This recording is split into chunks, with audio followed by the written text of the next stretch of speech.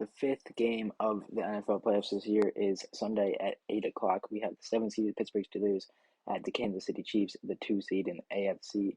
And when I decided to make 6 videos talking about the 6 first round games, this was the one that I was considering skipping because this game, in my opinion, will not be competitive. I know a lot of Steelers fans. One of my better friends, Jack, he's a big Steelers fan, and wants to see Big Ben have a final ride, maybe make a little bit run, upset the Chiefs, and then I think Steelers fans would just be happy if they found a way to beat the Chiefs. I think they should just be happy that they made it in the playoffs, but they'd love to see Big Ben get another playoff win, take a big team out, just like the Chiefs, knock a heavy team off. And like we saw in this matchup earlier in the season, it's not going to be competitive. Kansas City is just a better team, and I'm a big fan of Mike Tomlin, but I think when you're not the more talented team, and when it's not very close. Like, I don't think it's as close, and especially offensively. Kansas City just has a far better offense, and the way their defense is playing, Pittsburgh's not going to be able to put up points to match with it. I know Pittsburgh's got a good defense, but Kansas City is just clicking at the right times this year, and I think they're going to make a big run this year. And I could see themselves making it to the playoffs, but are making it to the Super Bowl again.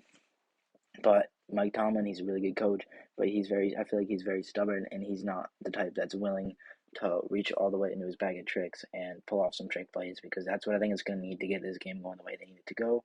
You need a ton of blitzes, and you need them to work, and you need to hit on some blitzes. You can't let any big plays happen for Kansas City.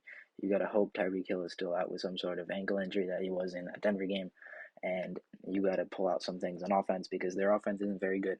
You scored 13 points against the Ravens and struggled to find a way to beat a backup quarterback that was giving you plenty of opportunities. Huntley threw a pick in that game, and you gotta find a way to do it. Like, Mahomes isn't gonna give you easy turnovers. He's not gonna fumble the way the Ravens did. They're not gonna give you good starting field position, and they couldn't take advantage of in that game.